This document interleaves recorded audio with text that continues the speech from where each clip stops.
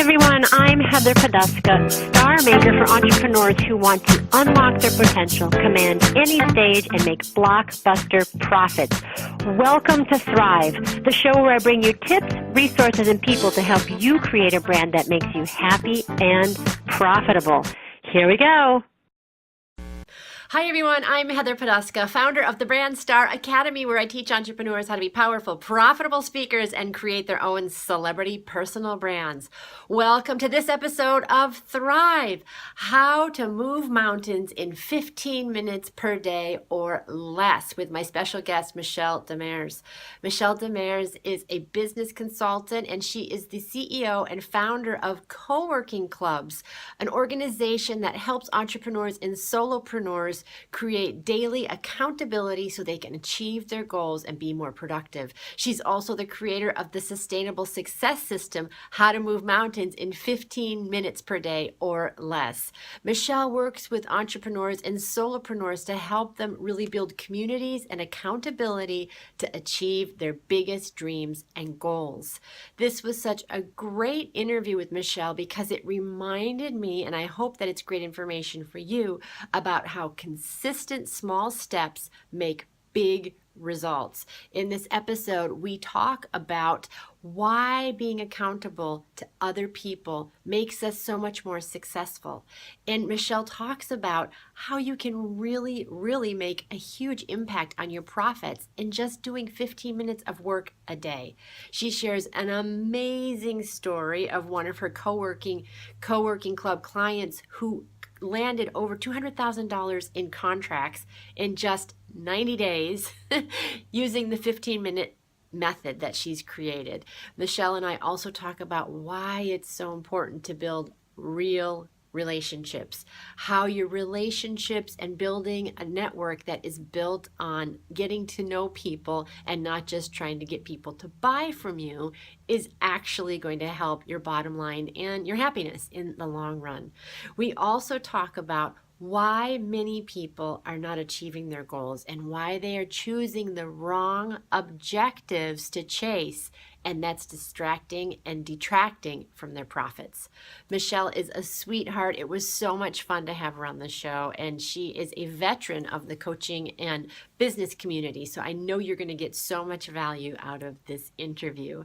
Also, I want to let you know about my Stage Ready Masterclass that's coming up in Boston in April, the last weekend of April, where I'm going to be coaching entrepreneurs who want to become powerful, profitable speakers, how to command the stage and close the room. We're going to be in a real theater and with a small group of like-minded entrepreneurs who are going to be on stage with you, learning how to craft your talk so that it sells, that you feel powerful and are in your integrity, and that you become an emotionally engaging storyteller, and that you learn how to use your body with confidence and create magnetism and charisma on the stage, which is the secret sauce to selling. If you'd like to know more about that, I'd love to have you. It's April, the last weekend, 28th and 29th here in Boston. I will put the link in the show notes. Okay, on to the show. I hope you enjoy this episode of Thrive. Hi everyone, I'm Heather Poduska, founder of the Brand Star Academy, where I teach entrepreneurs how to be powerful, profitable speakers and create their own celebrity personal brands. Welcome to Thrive, the show where I bring you tips, resources, and people to help you create a more abundant life and business. You're in for high-value content coming to you from industry leaders who are growing their business, making an impact, and rocking their brands. And I am so excited to have my guest here today, my friend, Mary Ellen Conway. Mary Ellen Conway is an award-winning professional artist, teacher, and entrepreneur who's been creating and teaching art for over 30 years. She was one of the country's premier creators of Judaic artwork, and her solo-style loft studio was featured in the Boston Magazine as the best art destination in the Boston area for classes and lessons. She has dedicated her entire life to teaching people how to access their creativity. She currently operates a mobile art studio with art lessons so people can unleash their creativity in the privacy of their own home or office. Welcome, Ariel. I'm so excited to have you here. Oh, thank you, Heather. I'm so happy to be here. Always a pleasure speaking with you. Same. I love having a fellow creative, and I cannot wait for our discussion to really dig into this topic of creativity. Yes. Because it's so important, and I think sometimes it gets overlooked and undervalued as something, especially in our society, in our schools, as something Yes. that can be easily let go of. And I really want to get into that conversation about creativity and innovation and wealth building and success and happiness and all of those things that stem from creativity. All of those. It's so interesting to talk about creativity because if you bring it up in a crowded room, people start edging away sometimes. They're kind of backing up a little because nobody really wants to think about themselves as creative and what it means to them when it's simply imagination. And we're all born creative. Yes. So it's only a question of tapping into that creativity. And it's so exciting when you do something that has meaning to you. Yeah. You know, and I always tell my students, my older students, act like you're 4, and this is the first time you've done anything. Because as you know, I'm a visual artist. Yes. So, and there's so many different ways that you can create, but my specialty is visual arts. And it's just, I love it when the kids are fizzing away with all that creativity and their ideas and the juices get going. And that has been my goal through my whole life, to see if I can have them continue that into their adulthood. Well, Picasso said, we must all learn to paint like a child. Because the children never, ever, the little ones in particular, run out of ideas. They are just fabulous. So where do you think that it happens that, you know, kids going into adolescence, into adult, where do we lose it? Where do we, you know, stifle our creativity or lose that playfulness with what we're doing? You're not going to believe what I'm going to tell you. It starts when they go to school. And they have to start following all the rules and performing on tests and making sure that they are learning how to do math and all that, which is incredibly important. But in the middle of all that, there needs to be some downtime. There needs to be some playtime. And it's the playtime that generates all the ideas. And I'm not talking about video games, I'm not talking about TV, I'm talking about kids interacting and making up stuff and playing with each other. Yeah, we had our mutual friends, Denise and Vanessa, were on the show, and they're talking about mindfulness. And Yes. they were talking about the concept of boredom and how boredom can be a good thing. So do you have any feelings about that, about, you know, how to get ourselves back to that place of creativity with this world of distractions and cell phones and all the demands on our time? As a child, it's much easier. As an adult, it's really hard. But you can generate it. I have actually a group of people that I meet once a month, and we get together, and we're all artists, visual artists, but we all have different talents. And we get together and we just generate ideas and talk about our artwork and our paintings, and we play. We just play. Sometimes we bring food, sometimes we have some wine, sometimes we just talk. But the whole idea is that we are talking about fun things and really interesting things to do. What do we want to do next? What do we want to do tonight? And it's a free-flowing, thoughtful idea. There's nothing programmed or whatever. So to get a bunch of adults together and do that is always interesting. Yeah, so I heard you say the word play and free-flowing. How does that translate into more concrete things? So that's a whole nother kettle Not of that fish. it's not concrete, because I think art is concrete. I but- understand what you're asking. Yeah. So what happens is that how do you generate that? What is the end product of that? Yeah. It's the whole process that is the stimulating, fizzy kind of thing that goes on. And the product could be simply, we go to a movie. I mean, it could be something simple.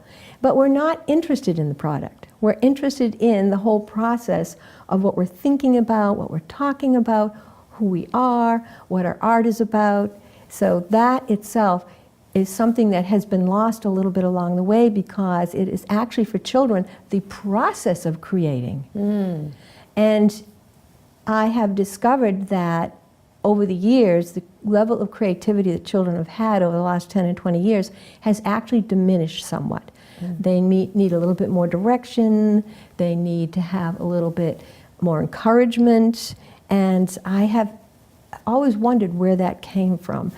And so I was looking up some interesting information about creativity, and one of the things I found is that in Finland, they have 2 50-minute periods of recess in their school day. 2.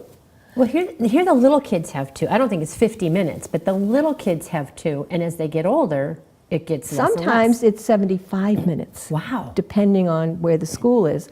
And the principal is the one that is responsible for the children learning and keeping tabs on the kids. So they don't have tests. They only have 1 test the entire time, and that is when they are in the later grades of high school. But the teachers have to all have master's degrees. They are respected like professors that we have here. So what happens is that the kids have a lot of more hands-on project-based learning. For instance, go out and find 50 acorns, or go find 4 little pebbles. And so it's a very different learning style. As a result, what has happened is they are #1 in the world for the talent portion. And that is a very interesting kind of concept. How do they measure that, the talent portion? You know, the talent portion of what? So there is something called the Global Creativity Index. Oh, wow. Yeah, I know, right? Big word. Yeah. But what all it does is, for every country, it measures their talent. And by talent, it's simply how many people do you have in the creative industries. How successful is your economy through those creative industries. They have technology. How up to date are you with technology? Where is education level in your country? And then the third indication is tolerance. How tolerant of you are you of new ideas, and also of new people with ideas? Wow. So we rate actually #8 in the talent category. Wow, I think that if I was going to run for president, that would be one of my one of my campaign points, of trying to use creativity to create more ideas and tolerance. Yes. Yeah. Yes, and creativity is the #1 thing that keeps companies afloat. Yeah. It is the #1. It's the sort of innovator die. Right. Kind of concept. Now, ironically enough, I feel that way about life in general. I think that if you are able to be creative, leading your life, you can solve problems, and you can get through life a little bit easier and a little happier than other people. Yeah, I totally agree. And I feel like, for myself, I'm a singer. I'm a creative person. Yes, you certainly are. It's always been a part of who I am. But when I started my business, I started getting very, very focused on the professional side of business, and I let some of that creativity go, and I just was not a happy camper. And last year, I've talked about this a lot on live streams and different to my audience and to my tribe, but I just was like, I can't not have this anymore. And I started introducing more things. I started writing poetry and doing photography, and it just felt like this huge exhale. Yes. Just like, and then other things started to flow more easily too. And I think that, don't you think that, I believe that can cause disease. Definitely. Like dis-ease. Yes. And disease. Dis-ease, it's definitely. The block of energy. Absolutely. And the thing is that if you're able to create, it generates more creativity. And like people are like, well, that's easy for you to say, you're a visual artist, but that's not necessarily true. We're all born creative, whether you create serving a plate of food, whether you create just the way you arrange things on a table, or anything. It can be, there are some people that are so good with color, they can't draw necessarily, but they're fabulous with putting colors together. And it doesn't even have to be anything. It can be singing, dancing, theater, all of the above. And actors, anything like that. It's just, and it's a great way you really live your life when you do that. Yeah. You're really living a full life. Yeah, I was thinking about that as you were talking, that I heard something recently, and it was when you're in the act of being creative, it's very hard to be depressed. I don't mean like clinically depressed, No, but I mean you're it's very right. hard to be in a bad mood when you are being creative. Right, because you're in the zone. Yeah, you're present. Exactly. Yeah. You're all connected. Every left brain, right brain, your whole being, spiritually, emotionally, physically, you're all connected. And you're just skating along, scooting along in that zone. And it's amazing. It's a wonderful feeling. I love that feeling because there are some times when I'm working on a painting that the painting isn't really working for me. And sometimes all the way to the end of the painting, it just wasn't good. And I will do it over, I'll do a different one or something like that. But when you're in that zone, there's nothing like it. Yeah. It really isn't. How did you, I mean, not everybody who has a creative bent has a professional career as a creative artist, as a painter. How did you become a professional painter or a professional artist? That's another good question. I was actually always wanted to be an artist. Since I announced to my mother, I guess when I was 5, I'm an artist, and decided at that point. And then as I was teaching my younger brothers, how to do some stuff, I decided, and when I grow up, I'm going to be an art teacher. So that's what I ended up doing. I ended up doing it, being an art teacher in a public school. And I was there for 8 years. And I loved teaching, I loved the kids, but I wanted to do more with the kids. There's only a certain limit you can do when you're in an institution or a school system. And most art teachers do a fabulous job, but I wanted to do something else. So I opened up my own art studio, and I also gave me the freedom to travel around and sell my artwork. And in those days, that's what you did. Now you can do it online, so it's much easier. And so I have never tired of that. I always felt like I had the best job in the world. How do you do it professionally? It just so happened that I had a good head for business. So that was very helpful. A lot of artists don't.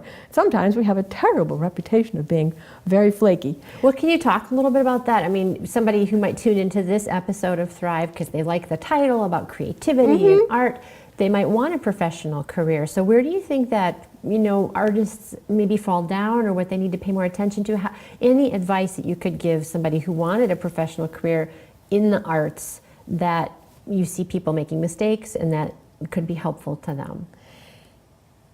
So, Deep breath.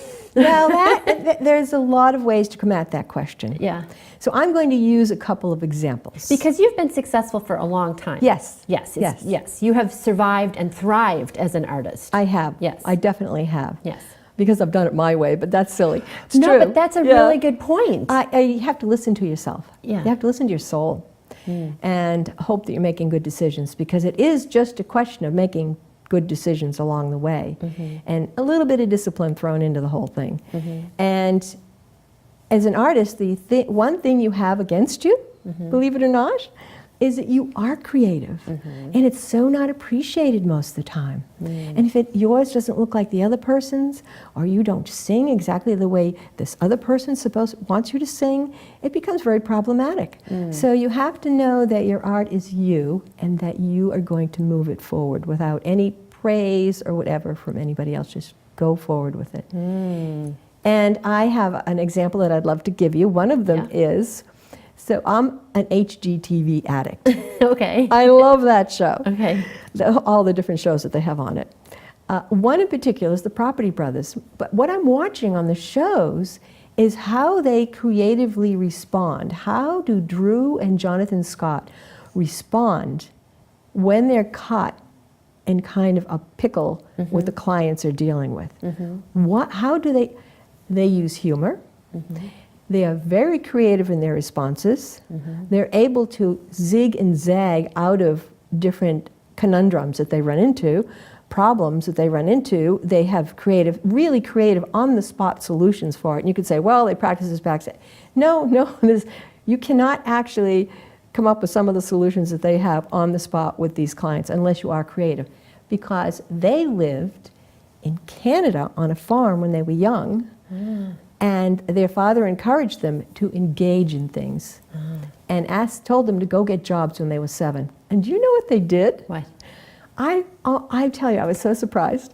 They went and got coat hangers and covered the coat hangers with nylon thread and made these beautiful coat hangers. and sold them to the point that one lady came in and wanted $1 million. Really? Yes, and then they stopped. They were done. They were little kids, you understand. But Yeah. since then, they have done acting. They were clowns. They've done a whole bunch of creative things all through their life. So the number one thing you can do as a person that enjoys being creative is to create. Do what's in your heart. Do what's in your soul. And do it in a way that other things don't stop you. What does that mean, that other things don't stop you? So dinner's a half hour late. Ah. The laundry will take care of itself. You got to develop that kind of laid-back, chill vibe. Yes, you do. You have to put it first. Wow, that's so interesting. So I have a question for you around branding, because you have to brand yourself as an artist, I certainly do. as an entrepreneur. You know, a lot of people watching are entrepreneurs. How does that mix together with niching yourself, of becoming a certain type of artist, or becoming known for a certain type of art, or becoming known for something? And part of the reason I'm asking that is totally selfish, because not as a business person, but as an artistic person, I'm finding myself wanting to explore these other genres, and there's a little voice in the back of my mind that says, if you do that, you know, people aren't going to, it's a branding thing. So I'm really curious about what your response is around that. I wanted to have it all, and I have. I wanted to be a mom, I wanted to be a wife, I wanted to sell artwork, I wanted to teach. I did not want to stay inside the box. I couldn't even find the box. So once I left public school teaching because I knew there had to be something else out there for me. And it's interesting how you fall, if you are really, really passionate about something, how it does come together for you. And the number one thing that I did that I am really proud of is that I kept my joy for painting and my joy for working with kids the whole time. And how do I brand that? Believe it or not, because I worked with children for most of the time, they were my best branding. Because I was selling me. You're not just selling a product. You are the talent, you are the product. Yeah, totally. And that I just was good with kids. So like you, there's lots of things I could have done. There's lots of things I like to do. But I had to narrow it down to things that were going to fit in with what I wanted in my life. I think that's a really good point, because it's not just about your talent, it's also about your priorities. Correct. Right? You had the priority of your family. Yes. And you wanted that, and you wanted art, and you loved children, and you made this unique cocktail of your life that included creativity and entrepreneurship. Exactly. Yeah. Exactly. And that suited me. It isn't for everybody. Everybody has to find their own way. But I did not want to lose the joy of opening up a brand new box of crayons that smelled like crayons, and there's new colors, and I have never lost that joy. To this day, I'll buy a box of crayons just so I can open it up and take them all out and play with them. And that's why you're so good with kids, because you're just still a kid. I'm a kid. I love that. And you know, I was saying that little voice is like, But what I have decided, and I would love to know your feedback about this, is that if you stop the flow, you cut yourself off. So not that you have to go after a professional career and every single idea that you have, but I think I showed you my rap video, right? Yes, I loved it. Thank you. Yes, I loved it. Thank Took you. me a minute to realize it was you. Well, see, that's the thing, is that it's different. It's very different. Yeah. And doesn't mean that that's going to be my whole, like I'm going to make a hard turn. But I feel like you have to explore those things because it keeps the energy flowing. Right. You have to keep reinventing that part of yourself. Yeah. Absolutely. Yeah. So the other thing is, how do we now, as adults with busy schedules, and we have this knowledge, but how do we make it happen? How do we, if we've gotten ourselves in the rut, if we are on our phones, if we are carpooling, if we're like, have a really high-powered job and we're like, I want more of that, but I don't even know how to start. How do we get some of that back? Time. the one commodity we only have a finite amount of. And you have to build it into your day. So it's kind of like going to the gym. You go to the gym, say Monday, Wednesday, Friday. You build the time to paint or create. You give yourself an hour or 2 hours or a block of time on the weekend, 4 hours. And you have to do that, and you have to stick with it. And if you find that you have that time that you want, that you're fizzing with ideas, you think, wow, right now I have nothing. But yesterday I had lots of them. And I don't know what's happening. So you just sometimes have to sit with it. Because sometimes I get my ideas in the shower. I can't write them down or do anything there. I just have to remember and have that block of time where I can get back to it. Although I will tell you, I have heard of the shower notepad. Oh, yeah. And it's this waterproof thing. Maybe it's a crayon. Maybe it's a crayon. But you put it in your shower. A red crayon to write on my walls in the shower. Yeah. Or maybe you just, it's with the steam, you write your idea on there. But I like that because it's going back to priorities. You're prioritizing yourself. As women, that's hard to do. I think it's hard for everybody. I really do. It is hard for us because we're so multitasking. But, men have a sense of responsibility. I think everybody has a hard time. And also, there's a whole thing now with men of a certain generation who are expected to be more involved with their families in a different way. Yes. So I feel like their time is more precious as well. Well, Georgia O'Keeffe, one of our famous American women painters, wore black or gray. And she made her own clothes. As a matter of fact, I think they're on display at Peabody Essex. And she made her own clothes because she didn't want the colors interfering with her painting. She didn't have a kitchen where she lived. She was always very thin her whole life. You can tell eating was not a priority of hers. What was it, Chinese takeout for her? I don't know. She would eat a bowl of strawberries, It was so interesting to read about how completely dedicated she was to doing what she does. She really didn't let anything get in her way. That's a little on the extreme end. That's not the life I wanted, but it suited her. So if someone says, okay, I want to prioritize this, but there's so many other things I should be doing, what would your response be to that? Remove the word should. Okay. You can put another word in there if you'd like, but who is more important? You're more important. You're the most important person in your world. If you don't function well, nobody else functions well. That's right. So it's just a question of figuring out how to do that. And there are always excuses of why you can't do it. I have the best reasons not to go to the gym in the whole world.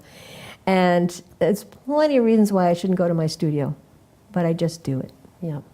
So if you go to the gym, it's for your health. You will live longer. Correct. I'm going to just make another devil's advocate. Is creativity going to make you live longer? Really, why should it? Absolutely. Okay. Give me your best. It de-stresses you. Completely, 100%. Keeps your body healthy, keeps your brain healthy, keeps you fizzing along. So that you're a joy for whoever you meet, spend time with, interact with, and it keeps your whole psyche calm. And we know that artists aren't noted for being that calm sometimes, but it does impact your life in that way. But the counter argument about that is, what if they didn't have art? What if the people who are artists didn't have art? If they find something creative to do, cooking. Right. I love to cook. Yeah. I find it very relaxing. Very relaxing, just like my artwork. There's lots of things that you can do that are creative. Right. Legos. I love Lego Maniacs. Legos are the best thing ever. You can make all kinds of great stuff out of Legos. That's awesome. So I think that whole thing of using creativity as a mindfulness practice, as a de-stressor, and that can impact your health. It can. Absolutely. These people that have, headaches and ulcers and all these other things that happen to your body because of stress, and people are on their phones trying to calm themselves down. But don't you think, technology gets a bad rap for being a distraction, but what are your thoughts about technology and creativity and how those two things can go together? It's funny you should say that. I think that it's a great blend. Yeah. They now have programs on your iPad or whatever that you can use. There's also gadgets you can use. There's this new thing out, pouring paint over colanders and spinning it around. Ooh, that sounds so fun. It is really fun. So there's all different things you can use it for. And I love technology. Absolutely, it lets me run my business from my phone. I love it. But it has its place. Yeah. And I am very careful about keeping a balance. So if you were going to, I've heard this question asked before, but like if you were going to, at the end of your life, have, write a manifesto about what you've learned, about, the values and the lessons that you've learned, because you are so wise and so fun and so creative all together. And I feel I feel like you have a special insight. Like you've got it figured out. Like you're playing behind the curtain while everybody else is like. So, what would be that message that you have for people about that secret that you have of creativity and joy in life and having not even knowing where the box is? So, one of the things that I've learned, and I've done a lot of research, and just from my general experience, hands-on experience, is that the happiest people are the people. Are you ready for this? I'm glad you're sitting down. I'm sitting. Are the ones that know how to play. Oh, yeah. And I'm not saying you're playing a sport or you have to do anything. All of that counts. But just playing, and people are like, oh, that's good for you. But no, you can make time to do that. You just have to make time. Don't set an agenda. Get together with people that like to play also, and you know who they are. And play. Yeah. And all the research bears it out. Any study they've done all over the world, education-wise, it all amounts to play. Because play leads to creativity. Creativity allows your imagination to grow. When your imagination grows, your problem solving increases, and you find that passion that makes you. I love that. And that is also for people who are in business and entrepreneurs and who are in Absolutely. careers and running companies. Even more so. Yeah. Yes. Yeah. That's a really good point, Yeah. because they don't maybe have as much opportunity or flexibility to do that. Absolutely. Yeah, I Because love it's the number one question parents always ask me about kids. What's that? How's he doing? How's she doing? And I always say, she or he, they're creating. They're solving problems. They're doing a great job. That's awesome. So how can people find you now? Actually, I forgot to even say this, but I love what you're doing now. You have a mobile studio, which is so cool. It's kind of like the food truck industry, like it's true. It's just this cool, hip thing to do. So tell us like what you're doing now and how people can get in touch with you or have you come and share space with them. Sure. I had to reinvent my art studio Yeah. for an assortment of reasons. Our world had changed. People's time had changed. And there was a lot more, variation in how people live their lives time-wise. So what I did is I closed my art studio, decided that I was just going to go to people's homes, having no idea if this was going to take, and it has been a huge hit. Because what happens is people are running around all the time with their children or themselves or work. But what I do is I come in, I give them an hour of oasis, of time, downtime, time to play, time to enjoy. And it's really working out so well, and it's been so well received. And it was great because I'm thinking, awesome, I created a whole nother idea. Yeah, you created a whole other idea, and I can see that you really enjoy it too. I do. I'm really enjoying it. Yeah, that's awesome. I love it. Well, I'm so happy that you came on this show. Thank you for having me. You're a wonderful guest. One of my favorite topics of creativity. Oh, I know. And I just love using this platform to spread more thoughtfulness around creativity and bring people on, because I think that, like you said, it's something that kind of gets... It does. It gets pushed aside. Everything else has to be taken care of, whether it's in subjects in school or housework or whatever. And then creativity comes along when I have time. Well, time is now. Right now. Time is now. Yes. Time is now. Well, I really want to thank you for coming on. And if they want to find out more about the mobile studio, how can they find you? It's intoshades.com. Is two spelled or the number? It's the number. Intoshades.com, the number 2, not Correct. spelled out. Yes, Awesome. you are correct. Awesome. Well, I have one last question for you, Mary. Sure. What does it mean to you to thrive? Ooh, that's a good question. It means actually most of the time creating, having time with my friends, and doing creating with my friends, and to just be happy and go to sleep peacefully each night. Oh, I think that would be a huge achievement for a lot of people. I like your definition. I really like your definition. Well, and thank you so much for joining me. It's been a pleasure Oh, my having you. pleasure. Thank you for having me. Thank you. And as always, I want to thank you all for joining us as well. And until next time, here's to hitting all your high notes. Take care, everybody. Bye-bye.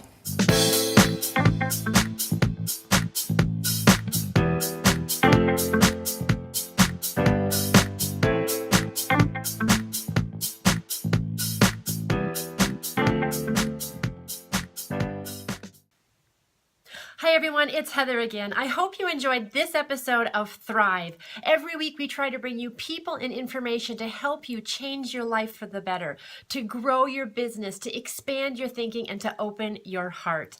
If you did enjoy this content, I would so appreciate it if you would go to iTunes and review us. Let us know how we're doing. We'd love to hear your thoughts and your feedback.